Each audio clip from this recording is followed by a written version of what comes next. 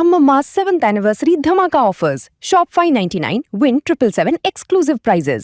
WhatsApp లో order చేయండి, gift పట్టండి.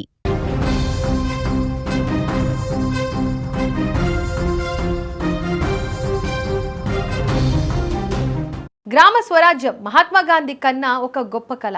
కానీ కొన్నేళ్లుగా తెలంగాణలో సర్పంచ్ పదవి అంటే అధికారం కాదు, అప్పుల ఊబి. ఊరి బాగు కోసం అప్పులు తెచ్చి చేతి డబ్బులు ఖర్చు పెట్టి చివరికి నిధులు రాక ఆత్మగౌరవం దక్కక కన్నీరు పెట్టిన సర్పంచులు ఎందరో. ఊరి సొమ్ము ఊరికే ఖర్చు పెట్టుకునే స్వేచ్ఛ లేక ప్రభుత్వ ట్రెజరీల చుట్టూ కాళ్ళు అరిగేలా తిరిగిన రోజులు గుర్తున్నాయా? ఆ పెత్తనానికి, ఆ కష్టాలకు చరమగీతం పాడుతూ తెలంగాణ ముఖ్యమంత్రి రేవంత్ రెడ్డి ఓ చారిత్రాత్మక నిర్ణయంతో గ్రామీణ ప్రాంతాలకు శుభవార్త చెప్పారు. ఇకపై సర్పంచులపై ప్రభుత్వాల పెత్తనం నడవదు. పల్లెలకు అసలైన ఆర్థిక స్వతంత్రం దక్కబోతోంది. పల్లెల వికాసమే లక్ష్యంగా అడుగులు వేస్తున్న కాంగ్రెస్ ప్రభుత్వం పంచాయతీలకు పూర్తి స్థాయి ఆర్థిక స్వతంత్రం కల్పించే దిశగా సంచలన అడుగు వేసింది.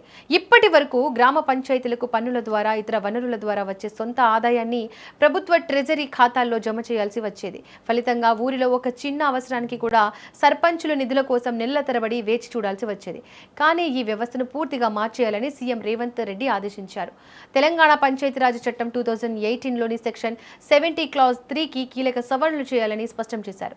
ఇకపై గ్రామ పంచాయతీల సొంత ఆదాయాన్ని ప్రభుత్వ ట్రెజరీ ఖాతాల్లో కాకుండా నేరుగా ఆయా పంచాయతీల సొంత బ్యాంకు ఖాతాల్లోనే జమ చేసుకునేలా ఆర్డినెన్స్ సిద్ధం చేయాలని అధికారులను ఆదేశించారు. ఈ ఒక్క నిర్ణయంతో తెలంగాణలోని గ్రామ సర్పంచులకు పూర్తి స్వేచ్ఛ, రాజ్యాధికారం వచ్చినట్లయింది.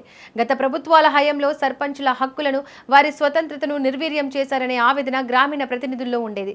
కానీ ఇప్పుడు రేవంత్ రెడ్డి తీసుకున్న నిర్ణయంతో ఊరి సొమ్ము ఊరిలోనే ఉంటుంది. ఊరి డెవలప్మెంట్ కోసం ఏ అధికారి చుట్టూ తిరగాల్సిన పని లేదు.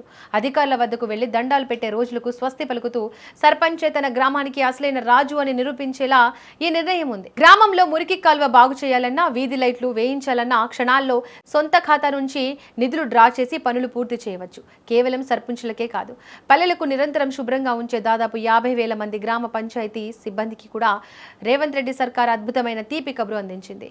ఐఏఎస్ అధికారులకు ప్రతి నెల 1వ తారీఖున జీతాలు ఎలా అందుతాయో అలాగే పంచాయతీ కార్మికులకు, అవుట్ సోర్సింగ్ కాంట్రాక్ట్ సిబ్బందికి కూడా 1వ తేదీనే జీతాలు పడాలని సీఎం అల్టిమేటం జారీ చేశారు.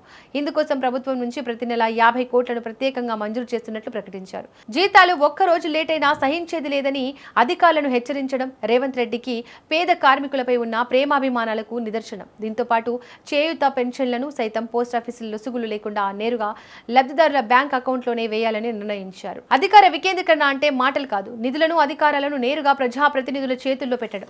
ఆ పనిని రేవంత్ రెడ్డి ప్రభుత్వం చేసి చూపించింది. సర్పంచుల ఆత్మగౌరవాన్ని కాపాడుతూ వారి చేతులకు ఆర్థిక బలాన్ని అందిస్తూ తీసుకున్న ఈ నిర్ణయం తెలంగాణ పల్లెల రూపురేఖలను మార్చేయబోతోంది. ఇకపై మన పల్లెలు అప్పుల పాలవ్వవు, అభివృద్ధి పథంలో దూసుకుపోతాయి. సర్పంచులకు పూర్తి స్వేచ్ఛను ఇచ్చిన ముఖ్యమంత్రి రేవంత్ రెడ్డి గారి చారిత్రాత్మక నిర్ణయంపై మీ అభిప్రాయాన్ని కింద కామెంట్ బాక్స్లో తెలియజేయండి. కార్మికులలో 4 కేటగిరీల కింద ఈరోజు మనం కార్మికులను విభజించడం జరిగింది. Unskilled, semi skilled, skilled, highly skilled. అంటే కార్మికులలో 4 రకాల విభాగాలుగా విభజించడం జరిగింది. ఆ 4 రకాల విభాగాలలో కనీస వేతనాలు ఏ విధంగా అమలు చేయాలి, కనీస వేతనాలను అమలు చేయడం ద్వారా ఈ కార్మికులకు ఏ రకంగా ప్రయోజనం చేకూరుతుందో చాలా వివరంగా మేము విశ్లేషించి వాటి మీద నిర్ణయం తీసుకోవడం జరిగింది. అదేవిధంగా గతంలో అర్బన్ అండ్ రూరల్ 2 జోన్లు ఉండేది, కానీ ఈసారి 3 జోన్లుగా జోన్లను కూడా విభజించినాం. ఆ జోన్లు కూడా జోన్ 1 అంటే మున్సిపల్ కార్పొరేషన్స్, ఏ ఏరియాల కార్పొరేషన్స్ మున్సిపాలిటీస్ ఉన్నాయో అవి జోన్ 1 కింద తీసుకున్నాం. జోన్ 2 కింద మున్సిపాలిటీలను తీసుకున్నాం.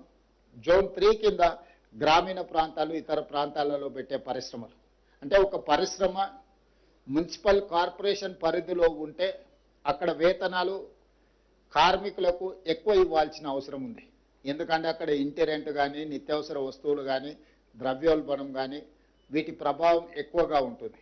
అదేవిధంగా మున్సిపాలిటీలో ఉన్నప్పుడు వాటికంటే కొంచెం తక్కువగా, గ్రామీణ ప్రాంతాల్లో ఉన్నప్పుడు ఇంకొంచెం తక్కువగా 3 రకాల జోన్లలో 4 రకాల కేటగిరీ కార్మికులను విభజించి స్పష్టంగా ఈరోజు ప్రభుత్వం నిర్ణయం తీసుకోవడం జరిగింది. అన్స్కిల్డ్ 12,750 రూపాయలు ఉంటే ఈరోజు మనం 16,000 రూపాయలకు జోన్ 1లో పెంచడం జరిగింది. అదేవిధంగా సెమీ స్కిల్డ్లో 13,592 రూపాయలు ఉంటే దాన్ని ఇప్పుడు 17,000 రూపాయలకు పెంచడం జరిగింది.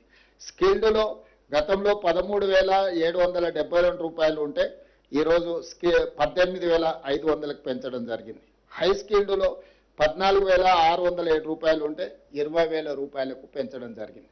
అంటే ఈ వేతనాలన్నిటిని కూడా అన్ని రకాల అంచనాలను వేసుకొని ద్రవ్యోల్బణాన్ని దృష్టి పెట్టుకొని నిత్యావసర వస్తువుల పెరుగుదల, ఇంటి రెంట్లతో సహా అన్ని రకాల సమస్యల్ని కార్మికుల యొక్క శ్రేయస్సు కోరి రాష్ట్ర ప్రభుత్వము ఈరోజు ఈ నిర్ణయం తీసుకుంది.